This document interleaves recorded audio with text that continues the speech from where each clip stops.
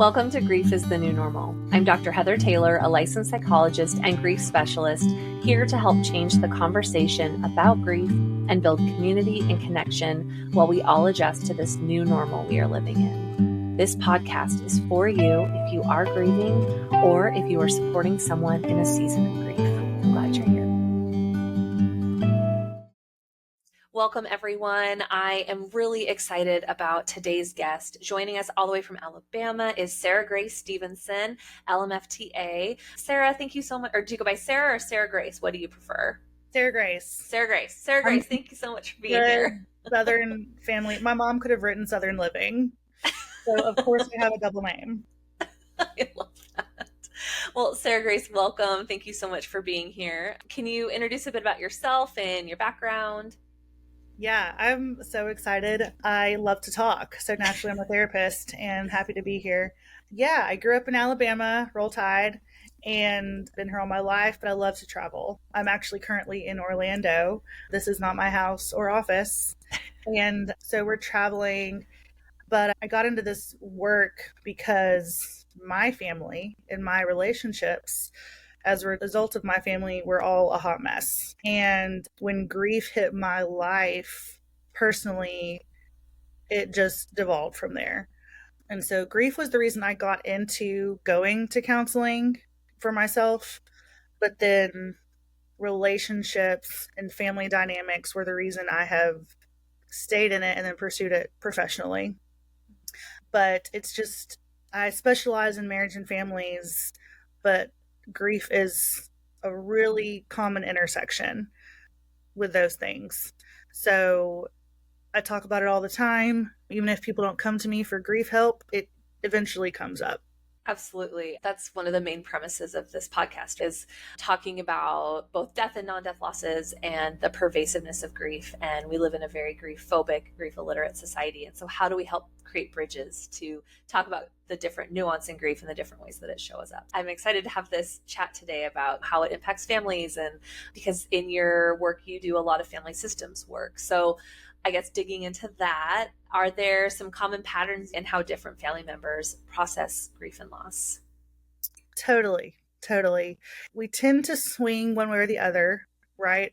So it's like you have your people that are totally going to avoid it, just ignore decades even, and that has its own implications.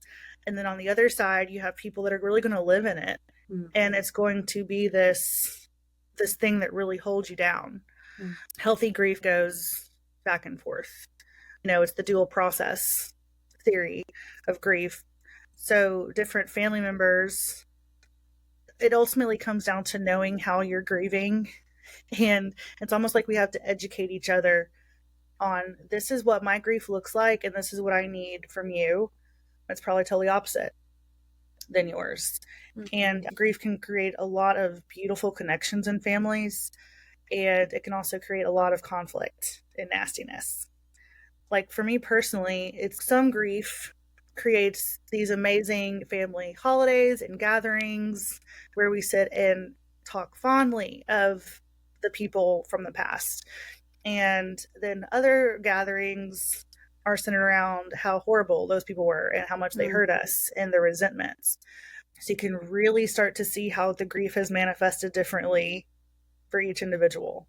Yeah, for sure. We talk about the spectrum of grief. And on one end, it can be that more internal experience. We use the word avoidance. So that internal experience where like they're thinking about it, but there's not that outward expression of grief. There's not necessarily the engagement. Maybe they're more project or action driven versus sitting in the feelings. And then on the other end, you have that emotive, intuitive type grieving that's even maybe the more socially accepted type of grief, because there's crying, there's talking about the loved one. Those external expressions are really present. There's still internal stuff happening, but there's definitely more of that verbal processing stuff going on.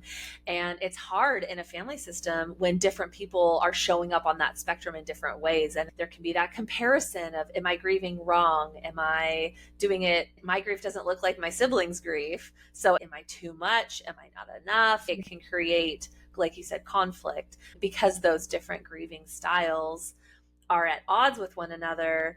And because we live in that grief phobic, grief illiterate society, people are like, clearly I'm doing it right and they're doing it wrong. And there's not grace for how grief shows up differently because we're just not educated. We don't talk about it enough. Yeah, totally. It's this cloud over us. Am I doing this right? So then there you add shame to the equation, and that's a whole other thing. Totally. I'm not grieving enough. I'm grieving too much.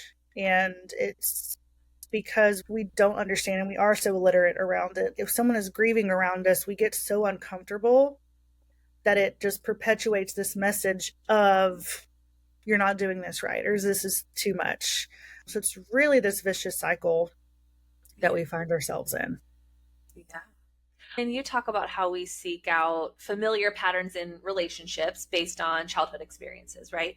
So I guess, how does unresolved grief, whether from childhood or past generations, impact and shape the way we navigate relationships and grief in present day? Yeah, it impacts it fundamentally. It's like grief is this, I used to call it like a friend we carry around with us.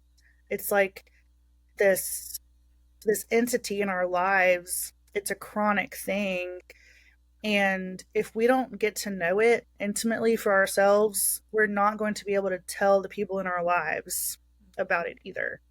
So if I know that my grief needs to watch a scary movie, that's like a weird thing like my grief likes. When I'm really down in my grief, I like to watch scary movies.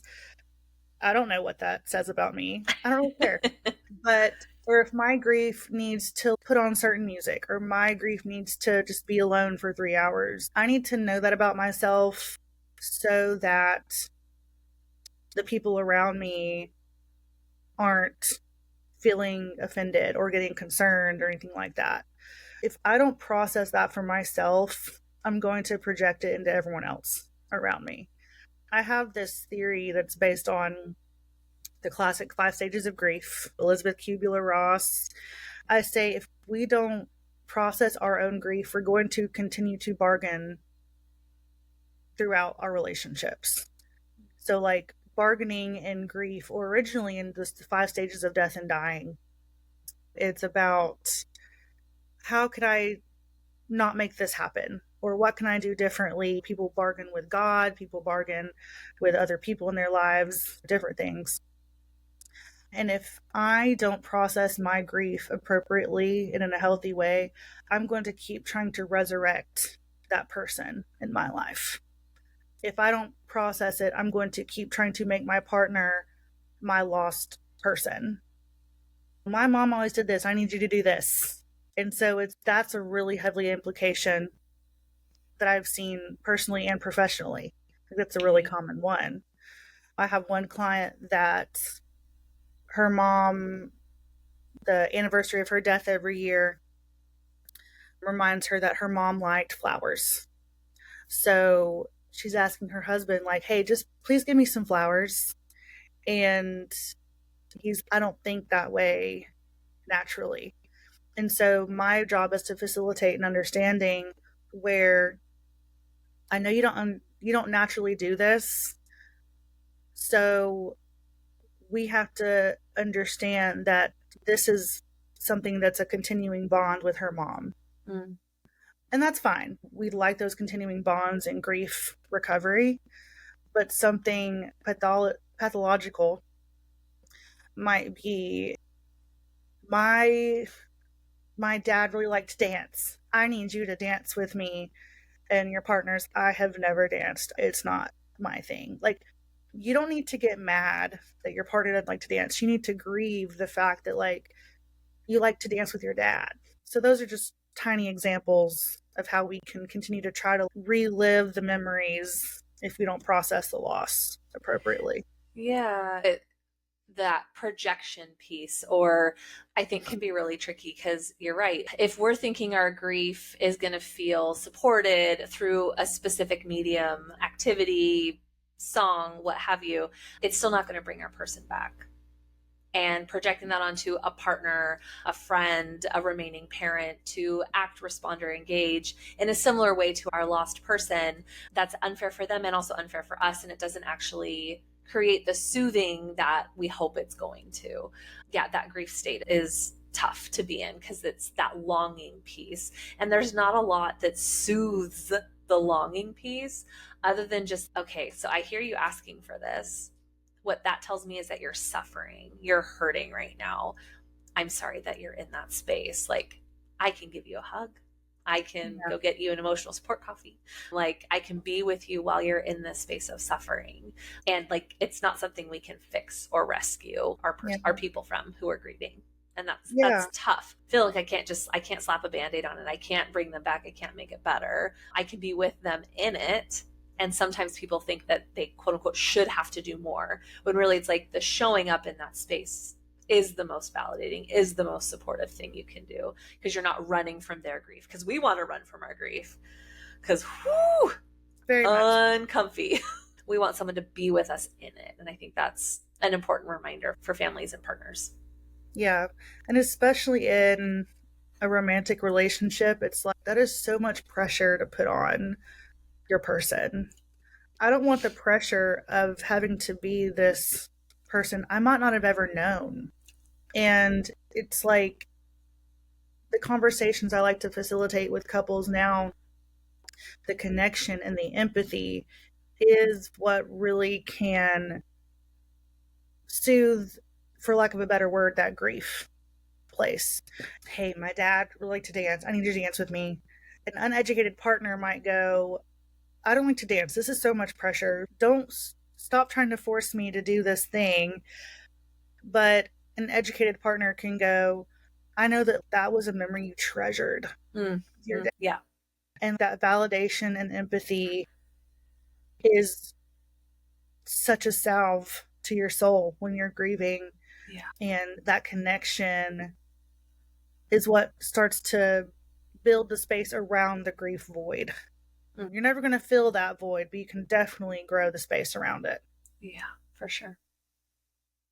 Yeah, there's that great graphic I'm sure a lot of people have seen on social medias where it's like it shows the little swirly black hole, and then it's that represents your grief in a jar. And it's not that the grief goes away because it progresses over 3 jars in the picture. It's that things fill around it, but the grief doesn't change inside because there isn't anything that's going to replace that person for us. And we can learn how to carry it in different ways over time.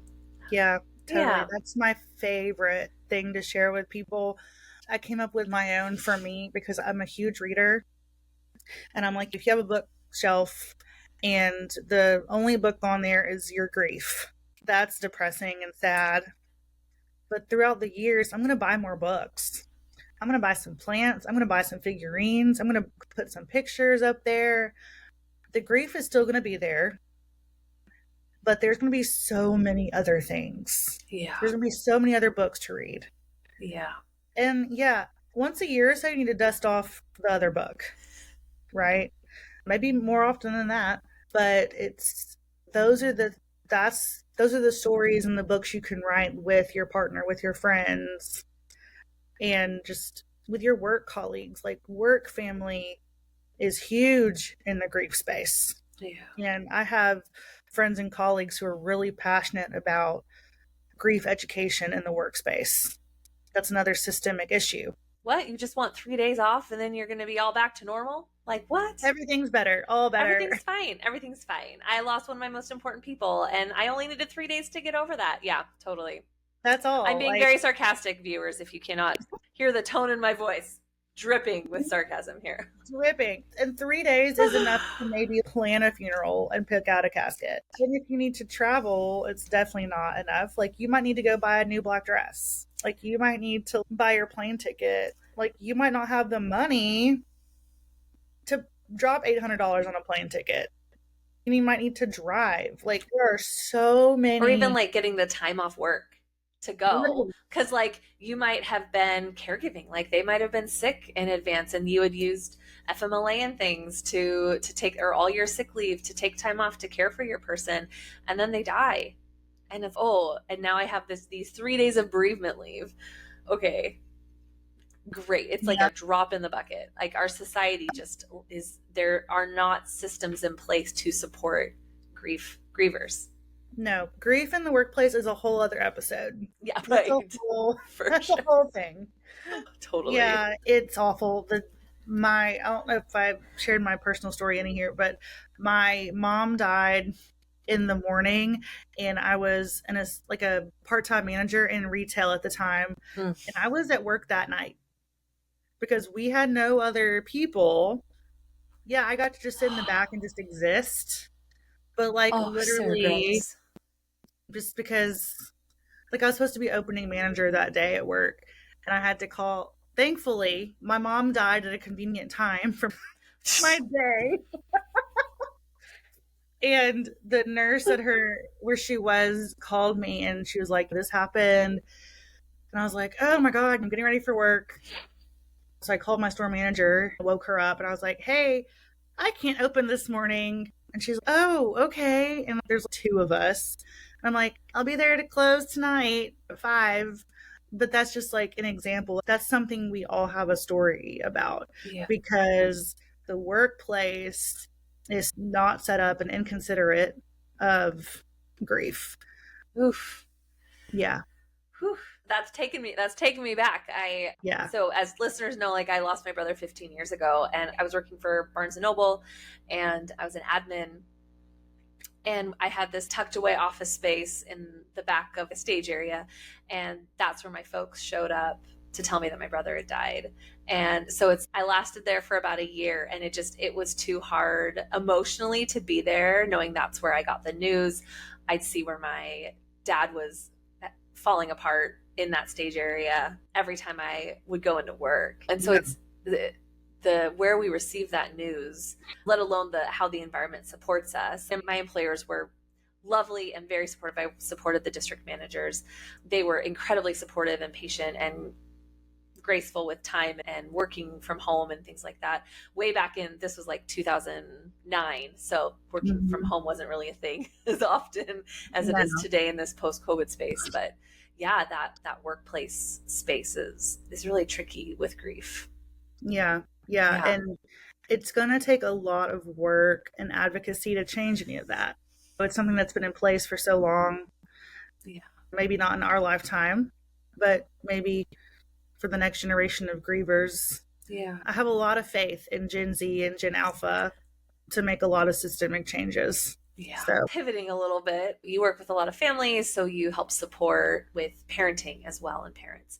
And parenting can often bring up a lot of unprocessed grief, whether it's grief of our own childhood experiences, unmet emotional needs, or even just changing identity that comes with raising tiny humans. How do you help parents navigate these layered grief experiences while still showing up for the families?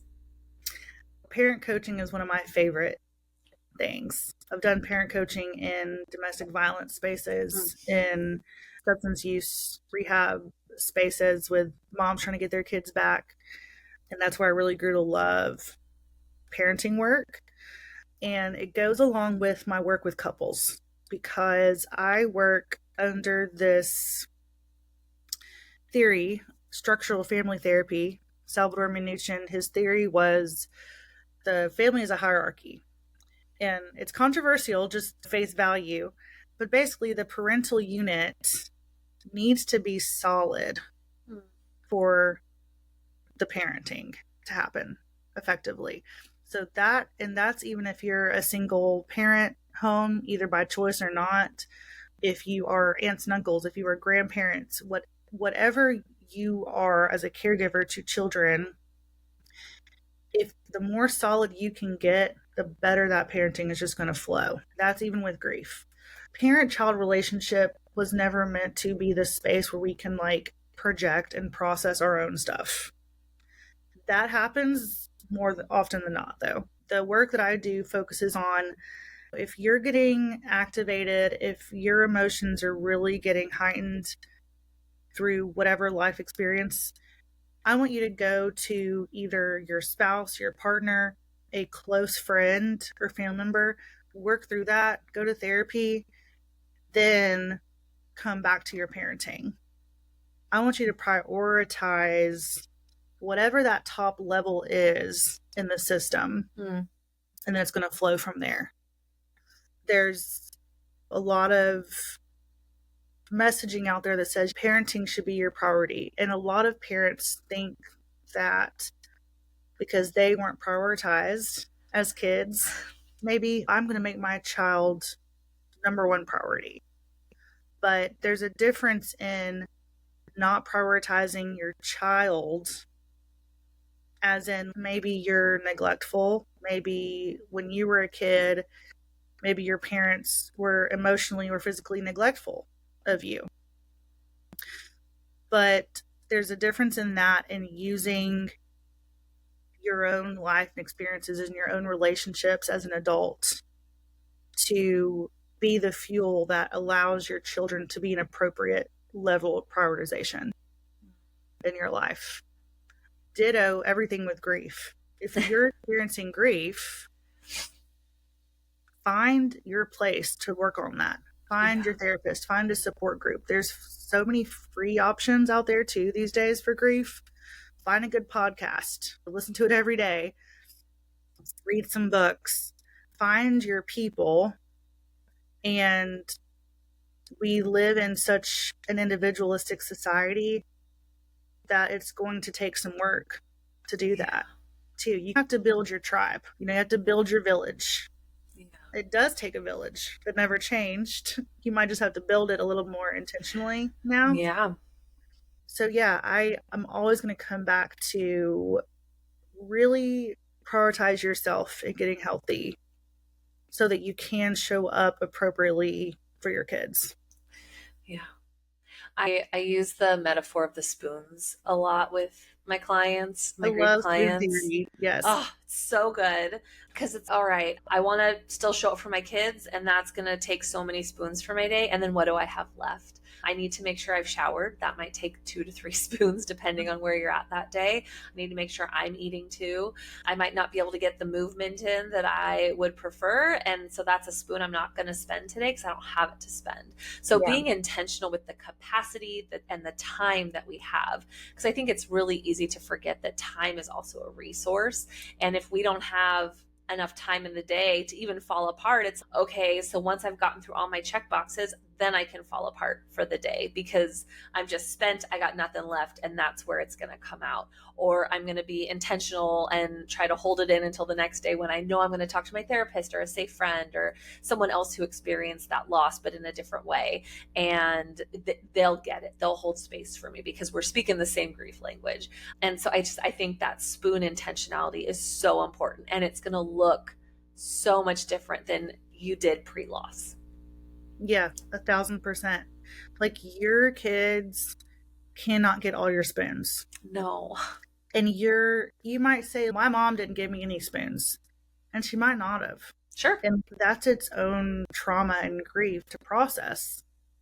That doesn't mean you swing the opposite way and give your kids all your spoons. Because you want to make sure it's like good spoons that you're given. So even if it's 10 minutes of dedicated playtime or reading together, or even if you're snuggling on the couch, I don't know, we've been watching Gilmore Girls, like, okay, then that's the capacity that I have. I don't have to take them to a jump zone or go play at the park for 2 hours. If you have capacity, great. If you don't, that gets to be okay too. Yeah. It doesn't have to be the shoot for the moon type of connection, every connection and every day, because that's not sustainable or realistic, and nobody's got the spoons for that these days. Yeah. And get off social media. Ugh. Stop looking at other parents and what they're doing. They're only showing you the easy parts, for the main connections. The easy parts, yeah. They're only showing you these big things like, oh, we went to the jump park. Oh, we went to roller skating. Yeah, they might have. But that's because they were spending all their spoons on that day. They're not showing you the part where they probably went through McDonald's drive-thru because they forgot to pack lunch for the park. Get off social media, get off Pinterest, and just be true to yourself and what you can realistically do to meet your needs. Yeah, that comparison game is really hard. And I think when we're grieving, we want so desperately to go back because things felt controlled, predictable, manageable in the before space. And this new normal we're in is really painful and confusing and overwhelming. And so we try to replicate what we're seeing or going back to how it felt before, even if it wasn't true for us. It's still, but that feels like I can control that. That feels practical or applicable, when really it's like you're on a different track. You just hop tracks a little bit. And so the world is still going at that pace. You're going on a different pace. And so it's okay if all the to-dos are going to look different on that day-to-day basis. That doesn't mean you're failing or doing it wrong or causing permanent damage. Like Right. it just means that you have a different capacity than you did before, and you get to honor that, and you get to have rest more. Like rest can still be productive, especially with kids. Like they just, that you don't have to be the Energizer bunny all the time. It's okay if you're going slow because that's all you have in you. Yeah. And your Yeah. kids need to see the real stuff. Yes. Your kids need to see you appropriately process those emotions. Your kids need to see you not avoiding everything. It's It's like, okay if they see you cry because you're grieving, yeah, and then talk yeah, about it. Like, I'm missing grandma today. My heart is really sad, so I'm crying. And you know what helps when I'm feeling sad and crying is I make myself a cup of hot chocolate, and I like to get in my cozies, and then we're gonna watch a movie. So that's what helps my heart when I'm feeling sad. What helps your heart when you're feeling sad? And then exactly. you start to create a dialogue and are educating your kids. It's okay to be sad. It's okay to be mad. It's okay to grieve and have all those feelings. Exactly. Exactly. Your kids, you're going to do what you're doing at your age. Period. Like you are modeling what you do in these situations. So, if you're modeling, oh, we suck it up. We don't cry. We just keep moving. We take those 3 days of work leave and keep going. Then your kids are going to have that expectation on themselves. And then they're going to shit all over themselves when they're not. They're like, my dad did this. My dad could suck it up. My da da da. That doesn't mean it was good. Yeah, absolutely. So, I love how you said should all over yourselves. I say that with my clients. The only bad word in therapy is should, because they're those mhm. external expectations that we're placing on ourselves versus internally driven. Yeah.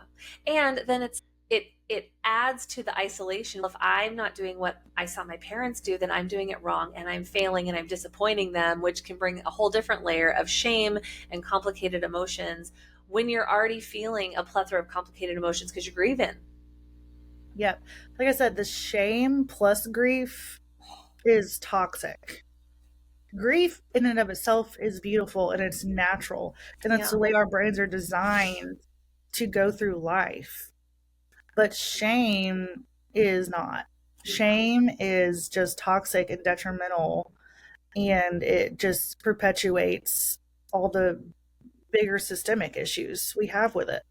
Totally. So, in a similar vein, when a family experiences loss, whether it's a death, a divorce, another major change like a move, grief can look really different across generations. What are some key differences in how kids, teens, and adults grieve, and how families can support one another through that? So loaded. That's one issue is like adults look at kids or teenagers and they say, you should be doing this. I am pulling myself up by my bootstraps. And the kids, I don't have bootstraps. Kids are so unique when it comes to loss. Mm. And kids understand way more than we give them credit for. We tend to tiptoe around kids and what they get and what they understand. But so much research is out there that like they're good. Like it is better to get real and honest about grief and dying and loss and how life is finite than to silver line everything when it comes to kids. There's amazing books out there and games. There's some grief games that you can play with kids that help that tremendously. Takes the pressure off of you as a parent in trying to educate with all that. Teenagers, you have the puberty hormones plus grief, just adding to the fun cocktail of experience there. And so that's a whole other layer of things. They're just trying to navigate emotions, period. And they're trying to navigate, oh, I am finally having a crush on somebody. Oh, I'm finally, maybe I failed my first grade. Like, I made my first C and my grandma died. That's a lot. So I go back to, you have to allow yourself to have the spoons to hold that space for them, because teens are the population that don't feel heard. They don't feel understood. They aren't heard. They aren't understood. I work with a lot of teens, and the parents, they don't want to hear what their teen has to say. Their teenagers are very invalidated as a population.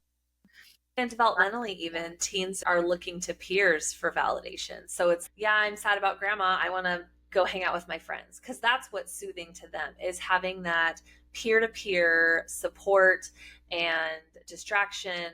They're not looking to us for that validation in the same way. Like with teens, it's like they are worried about making sure they get to their events, have their social connections. And that doesn't mean they're not grieving or sad. It's just, it's going to look different than the little kid, the 6-year-old who's, I miss grandma. I'm really sad. Can I have a popsicle? Because it's like they are aware that their grief bucket's full and they need to do something else. Like kids, I think, are such a great modeler for how to grieve well. Like they let themselves feel it and then they know that they need something to soothe.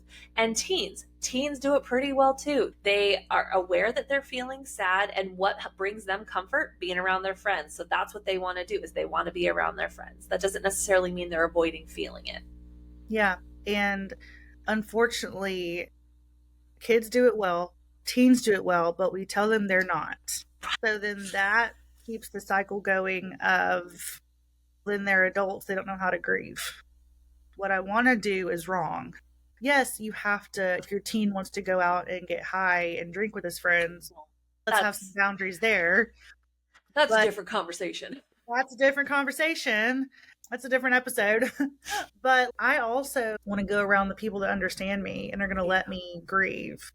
If you can provide that as a parent, your teen isn't going to seek out the harmful places to get validated and grieve. So it goes back to take care of yourself and your spoons, and let that inform how you're leading kids and teens in the grief process. And continuing to understand like how we grieve as adults. Just because your teenager might have a little more executive functioning doesn't mean they're going to grieve like an adult. So expecting them to is just setting everyone up for disappointment, confusion, and misunderstanding. Yeah. So what role does unspoken or generational grief play in family conflict, do you think? Like, how can families begin to break that cycle of passing grief down through generations? I'm going to use some personal knowledge in this one because it informs my work. So my mom's side of my family and my dad's side are vastly opposite. And my mom's side of the family, and I'm only saying this because I know my dad's side probably won't watch this or listen. My siblings will, but we're on the same page. My mom's side, they have always been full of joy in their grief. And our Christmases, we literally watch videos from the 70s and 80s, and we remember family members so fondly. My grandma was one of 14 kids. Rural Alabama during the Depression. Whew. What you had to do to make a farm work is you just had to pump out kids. And they were all so close, and they all experienced deep grief and loss. But my grandmother was the last one standing. She was the last one to pass. And there's never been a more joyful person on this earth. And that was the whole family. They laughed so much, and they really leaned on each other for that support. And that is what provided that beautiful trajectory of grief for them. Sure, there could have been conflict around that, but I didn't see it. They really honored the people that came before them as imperfect people, but they did the healing work. They're very spiritual people. I come from the Bible Belt, grew up very religious, and still have spirituality of my own, but definitely witnessed that growing up. And research shows spirituality plays a huge part in grief recovery. That's another conversation. But regardless of where you are in that spectrum, I've seen the evidence of that in my life, personally and professionally. On the flip side, my dad's my dad was one of 8 kids, came from a very abusive family, and my dad's siblings, I've witnessed them hold on to so much anger and resentment and hurt from the trauma of their childhoods, and that informed their grief more than anything. So if anything comes up about their dad, my grandfather, who I never knew, it's going to be very conflictual. Even if it's like Thanksgiving or Christmas or a family reunion, like it doesn't matter. It can be very explosive. So it's just a totally opposite experience than my mom's Yeah. side. And I was up there from North Carolina, and I was up there this past November for a reunion, and something came up about my dad's dad, and the oldest aunt that's still living, she shut it down. She was like, we're not going there. She knows where it's going to go. So it's just these two images of generational grief that have just totally shaped the experience and the conversations we can have around these people that have come before. In my mom's family, they can easily say, oh my God, you're just like so and he used to do this. And it's like a happy, like fun thing. But then my dad's side, they're like, oh my God, you're just like so and used to do this and this. Totally opposite. Wow. I've witnessed fights between my dad's siblings, and it's just, my dad was very much the peacekeeper. And so he was always trying to break it up between his siblings. But yeah, and my dad, he always spoke pretty fondly of his parents that he lost young-ish. Some of that is avoidance, right? He never let it like breed the way his other family members did. So now my siblings and I, we all share the same dad, but different moms. We sit around and we have this beautiful relationship that came out of losing our dad. And growing up, they were all kind of like distant cousins to me. We grew up in different states, just all over the place. But now we can sit and laugh about dad, talk about the things we loved about him, and we can talk about he was messed up in this other way. But we process that, and we do really have a beautiful conversation around those things. And we're all in therapy, have been for years. So it's really a beautiful blend of what it can really look like if you do the work in a healthy way. Absolutely.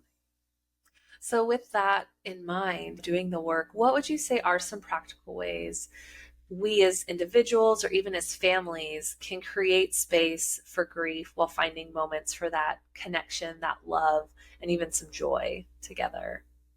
It's all about intentionality and Yeah. being proactive. If you don't make space for your grief, is going to make space for itself in your life. It's going to explode in the cereal aisle at the grocery store on a random Tuesday. You have to make space for that. You can say, okay, Friday nights, we order pizza. We're not doing anything. We've been working all week. Saturday night, let's do something fun. Saturday, family day. Sunday is for grief. Let's take a minute and sit down and do something to remember the person by. Yeah. Let's talk about being sad, Yeah. so that you're priming yourself to have a good week coming out of that. As you grow and mature in your grief, it becomes, the holidays can be a good space for that. Like I said, with my own family, it's like we get together and once a year, twice a year, we talk about those loved ones, and it makes the rest of the year a lot easier. Yeah. If you don't get intentional with, let's say it's your loved one's birthday coming up, you have to understand for yourself that the week leading up until that is going to be hell. And if you don't understand that about yourself, you're going to be blowing up everywhere. You're going to be mad, irritable, crying, depressed, whatever.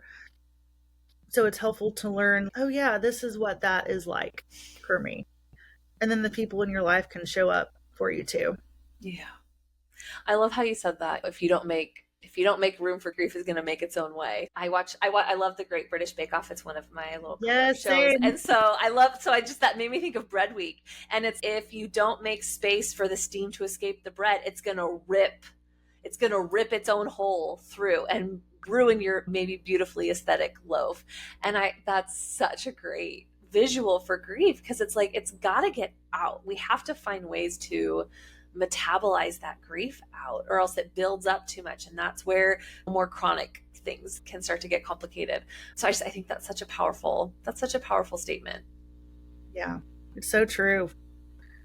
So true. And it's Yeah. going to blow up in ways that are really harmful to your life Yeah. if you don't address it. It's if you have a Coke bottle and you shake it, and this is for emotions in Sure. general. You have a Coke bottle and you shake it, you've got to just let it out little by little. You've got to let out that air.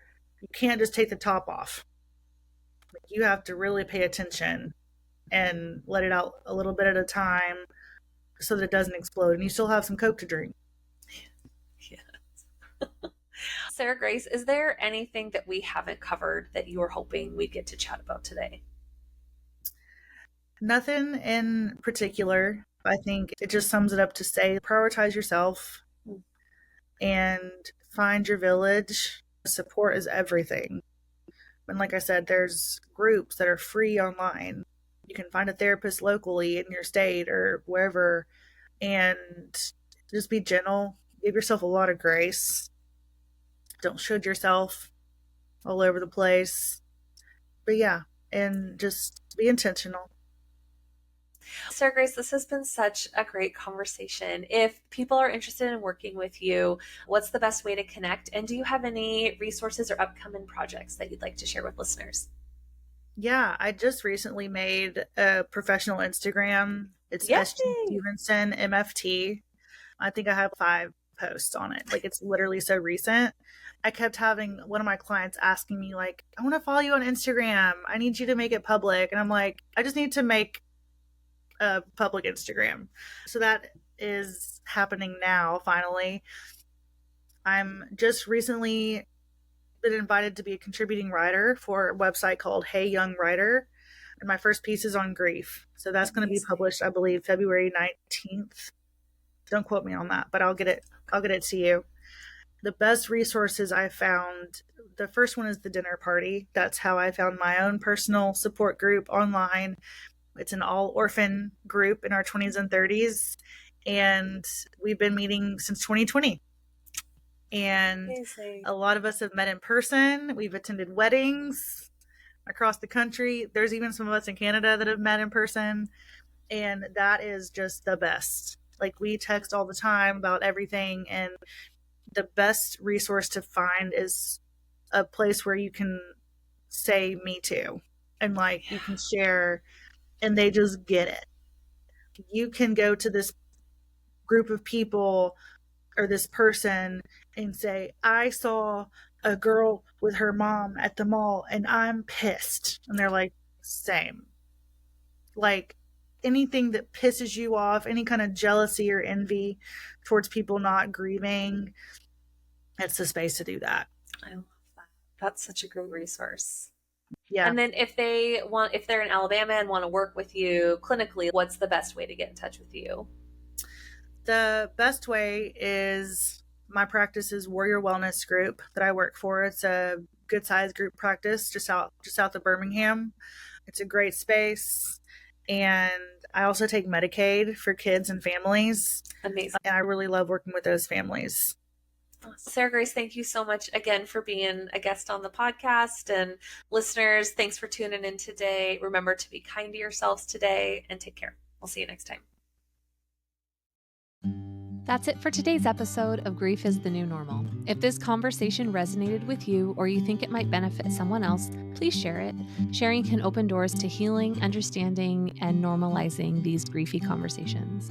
If you're craving deeper insights or ongoing support, consider signing up for the Grief Gap newsletter. It's packed with resources, tips, and personal stories to help you navigate your grief journey. Visit the website www.griefisthenewnormal.com to subscribe. For those who prefer a more personal touch to their healing process, check out my grief journal, Authentically Unapologetic. It's designed to help you explore your grief on your own terms, with prompts and exercises that encourage reflection and growth. I'm Dr. Heather Taylor, and I look forward to our next meaningful conversation.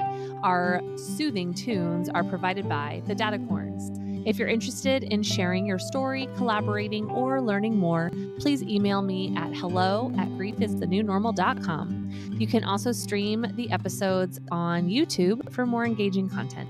Until next time, keep exploring your grief with intention and support, remembering you don't have to do this alone.